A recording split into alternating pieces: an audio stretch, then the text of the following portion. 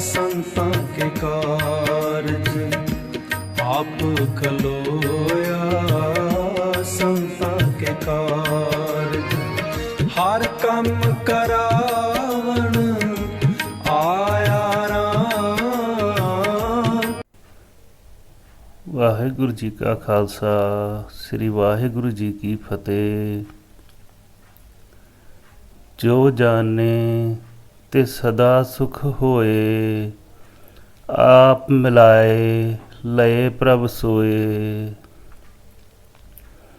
ਆਦਰਸ਼ ਜੀਵਨ ਦੇ ਸੁੱਖ ਦੀ ਕਲਪਨਾ ਕਰਨ ਵਾਲੇ ਪ੍ਰਭੂ ਦੀ ਸ਼ਰਨ ਵਿੱਚ ਆਉਂਦੇ ਹਨ। ਇਸ ਆਨੰਦਮਈ ਜੀਵਨ ਦੀ ਜੁਗਤ ਪਾਉਣ ਲਈ ਮਹਾਂਪੁਰਖ ਦੀ ਚਰਨ ਸ਼ਰਨ ਆਉਂਦੇ ਹਨ। ਦੁਨਿਆਵੀ ਸੁੱਖ ਤਿਆਗ ਕੇ ਸੱਚੇ ਸੁੱਖ ਦਾ ਆਨੰਦ ਮਾਣਨ ਵਾਲੇ ਪ੍ਰਭੂ ਨਾਲ ਮਿਲਾਪ ਕਰਨ ਲਈ ਉਸ ਦਾ ਸਿਮਰਨ ਕਰਦੇ ਹੋਏ ਸਦਾ ਸੁੱਖ ਦਾ ਮਾਰਗ ਅਪਣਾਉਂਦੇ ਹਨ। ਮਾਨ ਦਾਦੂ ਪਿੰਡ ਦੇ ਵਾਸੀ ਸਰਦਾਰ ਭੰਗਾ ਸਿੰਘ ਮਾਤਾ ਕਿਸ਼ਨ ਕੌਰ ਦੇ ਘਰ ਕੰਨਿਆ ਬੀਬੀ ਸਾਹਿਬ ਕੌਰ ਨੇ ਜਨਮ ਲਿਆ। ਛੋਟੀ ਉਮਰ ਵਿੱਚ ਮਾਤਾ ਕਿਸ਼ਨ ਕੌਰ ਜੀ ਅਕਾਲ ਚਲਾਣਾ ਕਰ ਗਏ। ਪਿਤਾ ਜੀ ਨੇ ਦੂਸਰੀ ਸ਼ਾਦੀ ਕਰਵਾ ਲਈ ਤਾਂ ਬੀਬੀ ਜੀ ਦੀ ਪਾਲਣਾ ਉਹਨਾਂ ਦੀ ਦਾਦੀ ਨੇ ਕੀਤੀ। ਬੀਬੀ ਜੀ ਦਾ ਜਨਮ ਅਸਥਾਨ ਪਿੰਡ ਪੂਲਾ ਪੁੱਚੋ ਤੋਂ 6 ਕਿਲੋਮੀਟਰ ਹੈ। ਉੱਥੋਂ ਦੇ ਸਰਦਾਰ ਭਾਗ ਸਿੰਘ ਬੀਬੀ ਦੇ ਨਾਨਾ ਜੀ ਪੱਤੀ ਧੱਜੇਕੇ ਦਾ ਸੀ। ਆਪ ਜੀ ਦੀ ਨਾਨੀ ਮਾਈ ਕੌਰ ਜੀ ਜੋ ਬਾਬਾ ਜੀ ਦੇ ਦਰਸ਼ਨ ਕਰਨ ਨਹੀਂ ਆਇਆ ਕਰਦੀ ਸੀ। ਸੰਸਾਰੀ ਪਦਾਰਥਾਂ ਨਾਲ ਭਰਪੂਰ ਸਾਰੇ ਸੁੱਖ ਪ੍ਰਾਪਤ ਕਰਨ ਵਾਲਾ ਪਰਿਵਾਰ, ਪਰ ਸਤਸੰਗ ਦੀ ਕੋਈ ਲਗਨ ਨਹੀਂ। ਇਹੋ ਜਿਹੇ ਪਰਿਵਾਰ ਵਿੱਚ ਜਨਮ ਹੋਇਆ ਕੱਲਰ ਕਮਲ ਭਗਤ ਪ੍ਰਹਿਲਾਦ। ਪਰੰਤੂ ਬਾਬਾ ਜੀ ਦੀ ਕਿਰਪਾ ਸਦਕਾ ਸੰਸਾਰ ਵਿੱਚ ਇਸ ਤਰ੍ਹਾਂ ਰਹੇ ਜੈਸੇ ਜਲ ਮਹਿ ਕਮਲ ਨਿਰਾਲਮ ਮੁਰਗਾਈ ਨੈਸਾਣੇ। ਬੀਬੀ ਆਪਣੇ ਮਾਮਾ ਜੀ ਦੇ ਲੜਕੇ ਦੀ ਸ਼ਾਦੀ ਵਿੱਚ ਪੂਲੇ ਆਏ ਸਨ। ਰਾਤ ਨੂੰ ਅਚਾਨਕ ਆਪ ਮੰਜੇ ਉੱਪਰੋਂ ਡਿੱਗ ਪਏ। ਘਰ ਦੇ ਰਿਸ਼ਤੇਦਾਰਾਂ ਨੇ ਸਮਝਿਆ ਕਿ ਗਰਮੀ ਦਾ ਧੱਕਾ ਲੱਗਾ ਹੋਇਆ ਹੋਵੇਗਾ। ਸਿਰ ਵਿੱਚ ਪਾਣੀ ਪਾਉਣਾ ਸ਼ੁਰੂ ਕਰ ਦਿੱਤਾ, ਪਰ ਪਾਣੀ ਨਾਲ ਕੋਈ ਆਰਾਮ ਨਾ ਆਇਆ। ਬੀਬੀ ਜੀ ਨੇ ਕਿਹਾ, ਪਾਣੀ ਨਾ ਪਾਓ, ਮੈਨੂੰ ਕੋਈ ਬਿਮਾਰੀ ਨਹੀਂ।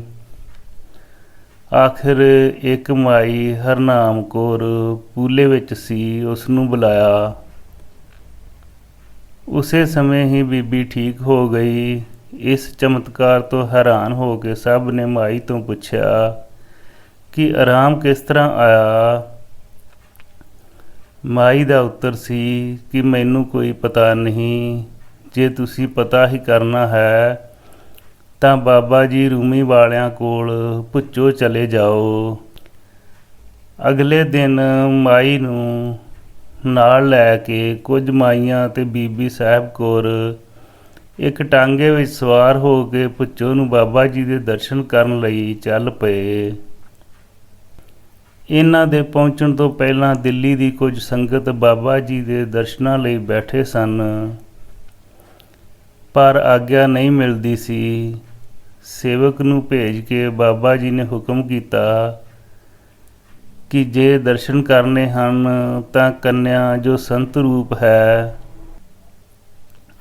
ਇੱਥੇ ਆ ਰਹੀ ਹੈ, ਉਸ ਦੇ ਦਰਸ਼ਨ ਪਹਿਲਾਂ ਕਰੋ ਅਤੇ ਉਸ ਨੂੰ ਸਤਿਕਾਰ ਸਹਿਤ ਇੱਥੇ ਲੈ ਕੇ ਆਓ। ਬੀਬੀ ਦਾ ਹੁਲੀਆ ਪੁੱਛ ਕੇ ਸੰਗਤ ਸੜਕ ਉੱਪਰ ਚਲੀ ਗਈ। ਕੁਝ ਚਿਰ ਬਾਅਦ ਬੀਬੀ ਤੇ ਮਾਈਆਂ ਟਾਂਗੇ ਵਿੱਚੋਂ ਉਤਰ ਕੇ ਆ ਰਹੀਆਂ ਸਨ ਸੰਗਤ ਨੇ ਦੱਸਣ ਮੁਤਾਬਕ ਬੀਬੀ ਦੀ ਪਛਾਣ ਕਰ ਲਈ ਤੇ ਨਮਸਕਾਰ ਕਰਨ ਲੱਗੇ, ਪਰ ਬੀਬੀ ਮੱਥਾ ਟਿਕਾਉਣ ਤੋਂ ਪਰਹੇਜ਼ ਕਰਦੇ ਰਹੇ। ਟਿੱਲਾ ਸਾਹਿਬ ਦੇ ਨੇੜੇ ਪਹੁੰਚ ਕੇ ਆਗਿਆ ਮੰਗੀ ਤਾਂ ਹੁਕਮ ਹਜ਼ੂਰ ਦਾ ਹੋਇਆ, ਕੰਨਿਆ ਨੂੰ ਹਾਜ਼ਰ ਕਰੋ। ਸਭ ਤੋਂ ਅੱਗੇ ਆਵੇ ਸੰਗਤ ਦੇ। ਬੀਬੀ ਅਤੇ ਸੰਗਤ ਨੇ ਮੱਥਾ ਟੇਕਿਆ ਤੇ ਬੈਠ ਗਏ। ਹਜ਼ੂਰ ਬਾਬਾ ਜੀ ਨੇ ਬੀਬੀ ਨੂੰ ਆਸਣ ਕੋਲ ਬੁਲਾਇਆ ਅਤੇ ਸਿਰ ਉੱਪਰ ਹੱਥ ਰੱਖ ਕੇ ਮੂਲ ਮੰਤਰ ਦੇ ਸਿਮਰਨ ਦਾ ਉਪਦੇਸ਼ ਦਿੱਤਾ। ਅੱਗੇ ਅੱਗੇ ਆਪ ਪੜ੍ਹਦੇ ਰਹੇ, ਪਿੱਛੇ ਪਿੱਛੇ ਬੀਬੀ ਪੜ੍ਹਦੀ ਰਹੀ। ਫਿਰ ਹੁਕਮ ਹੋਇਆ, ਇਸ ਨੂੰ ਹਰ ਵੇਲੇ ਪੜ੍ਹਨਾ ਹੈ, ਭੁੱਲਣਾ ਨਹੀਂ। ਮਨਹੁ ਨਾ ਨਾਮ ਵਿਸਾਰ, ਅਹਨਸ ਧਿਆਈਐ। ਬਚਨ ਹੋਇਆ, ਤੂੰ ਸਾਡੀ ਕੰਨਿਆ ਹੈ। ਕਈ ਜਨਮ ਤੇਰਾ ਵਿਛੋੜਾ ਪਿਆ ਸੀ। ਤੇਰੇ ਜਨਮ ਸਿਮਰਨ ਵਿੱਚ ਬੀਤੇ ਹਨ। ਇਹ ਜੀਵਨ ਵੀ ਇਸੇ ਤਰ੍ਹਾਂ ਬਤੀਤ ਕਰਨਾ ਹੈ। ਹੁਣ ਵਿਛੋੜਾ ਨਹੀਂ ਪਵੇਗਾ। ਦਰਸ਼ਨ ਕਰਨ ਸਮੇਂ ਬੀਬੀ ਦੀ ਆਯੂ 26 ਸਾਲ ਦੀ ਸੀ।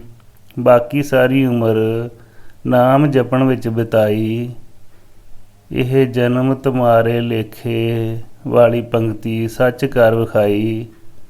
ਇਹ ਸਾਰੀ ਕਿਰਪਾ ਪੂਰਨ ਪੁਰਖ ਸਰਬ ਉਪਮਾ ਜੋਗ ਬਾਬਾ ਮਹਾਂ ਹਰਨਾਮ ਸਿੰਘ ਜੀ ਦੀ ਕਿਰਪਾ ਦ੍ਰਿਸ਼ਟੀ ਨਾਲ ਹੋਈ। ਜਿਵੇਂ ਸਾਹਿਬ ਨੇ ਫਰਮਾਇਆ ਹੈ, ਜਿਉ ਚੰਦਨ ਸੰਗ ਬਸੇ ਨਿਮ ਬਿਰਖਾ, ਗੁਣ ਚੰਦਨ ਕੇ ਬਸਖੇ। ਨਾਮ ਸਿਮਰਨ ਦੀ ਜੁਗਤ ਦੱਸ ਕੇ ਬੀਬੀ ਨੂੰ ਆਗਿਆ ਮਿਲ ਗਈ। ਇਸ ਉਪਰੰਤ ਕਦੇ ਕਦੇ ਚਿੱਠੀ ਪਾ ਕੇ ਜਾਂ ਸੇਵਕ ਭੇਜ ਕੇ ਬੁਲਾ ਲੈਂਦੇ ਸਨ। ਦਰਸ਼ਨ ਦੇਖਤ ਹੀ ਮਨ ਮਾਨਿਆ, ਜਲ ਰਸ ਕਮਲ ਬਿਗਾਸੀ। ਆਹੇ ਮਨ ਅਵਰ ਨ ਭਾਵੇ, ਚਰਨਾਵੇ ਚਰਨਾਵੇ ਉਲਝਿਓ।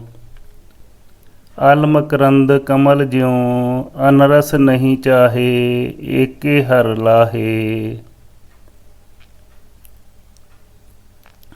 ਜਲਨ ਬੁਝੀ ਸੀਤਲ ਭਏ ਮਨ ਤਨ, ਉਪਜੀ ਸ਼ਾਂਤ। ਨਾਨਕ ਪ੍ਰਭ ਪੂਰਨ ਮਿਲੇ, ਦੁਤਿਆ ਬਿਨਸੀ ਭ੍ਰਾਂਤ।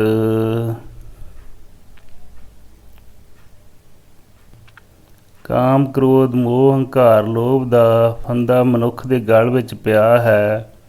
ਆਸਾ ਤੇ ਤ੍ਰਿਸ਼ਨਾ ਮਨ ਨੂੰ ਸੀਤਲ ਨਹੀਂ ਹੋਣ ਦਿੰਦੀਆਂ। ਮਾਇਆ ਮੋਹ ਦੀ ਜਲਨ ਵਿੱਚ ਇਨਸਾਨ ਸੜਦਾ ਹੈ।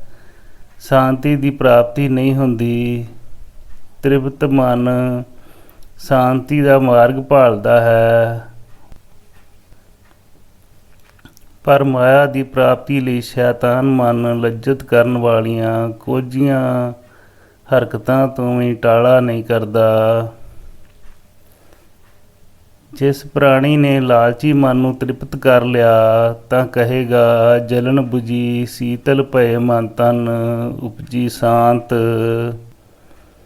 ਪਰ ਇਹ ਸ਼ਾਂਤੀ ਮਿਲੇਗੀ ਮਹਾਂਪੁਰਖਾਂ ਦੀ ਸੰਗਤ ਕਰਨ ਨਾਲ, ਉਹਨਾਂ ਦੇ ਉਪਦੇਸ਼ 'ਤੇ ਅਮਲ ਕਰਨ ਨਾਲ। ਨਾਨਕ ਪ੍ਰਭ ਪੂਰਨ ਮਿਲੇ, ਦੁਤੀਆ ਬਿਨਸੀ ਭ੍ਰਾਂਤ। ਨਾਮ ਜਪਣ ਨਾਲ ਮਨ ਆਨੰਦਮਈ ਅਵਸਥਾ ਵਿੱਚ ਰਹਿਣ ਲੱਗਾ। ਘੱਟ ਬੋਲਣ, ਘੱਟ ਖਾਣਾ ਪੀਣਾ, ਨੀਂਦ 'ਤੇ ਕਾਬੂ, ਇਕਾਂਤ ਰਹਿਣਾ, ਥੋੜ੍ਹਾ ਸੌਣਾ, ਖਾਵਣਾ ਥੋੜ੍ਹਾ, ਬੋਲਣ ਗੁਰਮੁਖ ਪਾਏ ਵਾਲੀ ਮਨੋ ਅਵਸਥਾ ਬਣ ਗਈ। ਬੀਬੀ ਦੇ ਘਰ ਵਿੱਚ ਪਿਤਾ ਅਤੇ ਚਾਚਾ ਜੀ ਵੱਲੋਂ ਬੀਬੀ ਦੇ ਵਿਆਹ ਬਾਰੇ ਗੱਲ ਹੋਣ ਲੱਗੀ। ਬੀਬੀ ਨੇ ਮਨ ਅੰਦਰ ਹੀ ਬਾਬਾ ਜੀ ਅੱਗੇ ਬੇਨਤੀਆਂ ਕੀਤੀਆਂ, ਗਰੀਬ ਨਵਾਜ਼, ਤੁਸੀਂ ਤਾਂ ਬਚਨ ਕੀਤਾ ਸੀ ਕਿ ਨਾਮ ਜਪੇਂਗੀ, ਪਰ ਘਰ ਵਿੱਚ ਵਿਆਹ ਦੀਆਂ ਤਿਆਰੀਆਂ ਹੋ ਰਹੀਆਂ ਹਨ। ਪਾਤਸ਼ਾਹ ਆਪਣੇ ਬਚਨ ਦੀ ਲਾਜ ਰੱਖੋ। ਮੈਂ ਅੰਨੀ ਹੋ ਜਾਵਾਂ ਤਾਂ ਵਿਆਹ ਨਹੀਂ ਹੋਏਗਾ। ਬਿਰਥੀ ਕਦੇ ਨਾ ਹੋਈ ਜਨ ਕੀ ਅਰਦਾਸ। ਅੱਖਾਂ ਵਿੱਚ ਉੱਲਾਂ ਵੱਜਣੀਆਂ ਸ਼ੁਰੂ ਹੋ ਗਈਆਂ। ਇੱਕ ਅੱਖ ਵਿੱਚ ਨੁਕਸ ਪੈ ਗਿਆ। ਸਾਕ ਸੰਬੰਧੀ ਬਾਬਾ ਜੀ ਪਾਸ ਲੈ ਕੇ ਆਏ। ਬਾਬਾ ਜੀ ਨੇ ਉੱਲਾਂ ਵੱਜਣ ਦਾ ਕਾਰਨ ਪੁੱਛਿਆ। ਬੀਬੀ ਜੀ ਨੇ ਬੇਨਤੀ ਕੀਤੀ, ਇਹ ਮੇਰੀ ਸ਼ਾਦੀ ਕਰਨ ਲਈ ਫਿਰਦੇ ਹਨ, ਪਰ ਮੈਂ ਆਪ ਜੀ ਦੇ ਬਚਨ ਦੀ ਪਾਲਣਾ ਕਰਨੀ ਹੈ, ਨਾਮ ਸਿਮਰਨ ਵਿੱਚ ਜ਼ਿੰਦਗੀ ਬਤੀਤ ਕਰਨੀ ਹੈ। ਹਜੂਰ ਬਾਬਾ ਜੀ ਨੇ ਬਚਨ ਕੀਤਾ, ਕੰਨਿਆ ਇਤਨੇ ਵੱਡੇ ਸਰੀਰਕ ਨੁਕਸ ਲਈ ਬੇਨਤੀ ਨਹੀਂ ਕਰਨੀ ਸੀ, ਹੁਣ ਇੱਕ ਅੱਖ ਰਾਜੀ ਕਰ ਦਈਏ। ਬੀਬੀ ਨੇ ਬੇਨਤੀ ਕੀਤੀ, ਨਹੀਂ ਹਜੂਰ, ਇਸੇ ਤਰ੍ਹਾਂ ਹੀ ਰਹਿਣ ਦਿਓ। ਹੁਕਮ ਹੋਇਆ, ਗਹਿਣੇ ਨਹੀਂ ਉਤਾਰੇ। ਹਜੂਰ ਕਈ ਵਾਰ ਲਾਏ ਹਨ, ਪਰ ਦਾਦੀ ਜੀ ਲਾਉਣ ਨਹੀਂ ਦਿੰਦੀ। ਚੰਗਾ, ਫਿਰ ਇਹਨਾਂ ਨੂੰ ਉਤਾਰਨ ਦਾ ਕਦੇ ਸਮਾਂ ਮਿਲਾ ਦਿਆਂਗੇ। ਇਸ ਉਪਰੰਤ ਬੀਬੀ ਨੂੰ ਆਪਣੀ ਚਾਦਰ ਦਿੱਤੀ ਅਤੇ ਫਰਮਾਇਆ, ਜਦੋਂ ਤੇਰਾ ਮਨ ਉਦਾਸ ਹੋਵੇ ਚਾਦਰ ਤਾਣ ਕੇ ਪੈ ਜਾਵੀਂ, ਤੇਰੇ ਸਾਰੇ ਫਿਕਰ ਦੂਰ ਹੋ ਜਾਇਆ ਕਰਨਗੇ। ਤੂੰ ਸਰੀਰ ਨੂੰ ਕਸ਼ਟ ਦੇਣ ਵਾਲੀ ਚਿਤਵਨੀ ਨਹੀਂ ਕਰਨੀ। ਇਹ ਚਾਦਰ ਅੱਜ ਤੱਕ ਉਸ ਪਰਿਵਾਰ ਕੋਲ ਨਿਸ਼ਾਨੀ ਦੇ ਤੌਰ 'ਤੇ ਸੰਭਾਲੀ ਹੋਈ ਹੈ। ਇਹ ਪ੍ਰਸੰਗ ਬੀਬੀ ਗੁਰਦਿਆਲ ਕੌਰ ਪੰਨੀ ਵਾਲੇ ਤੋਂ ਮਿਲੇ ਹਨ। ਸ੍ਰੀ ਵਾਹਿਗੁਰੂ ਜੀ ਕਾ ਖਾਲਸਾ, ਸ੍ਰੀ ਵਾਹਿਗੁਰੂ ਜੀ ਕੀ ਫਤਿਹ।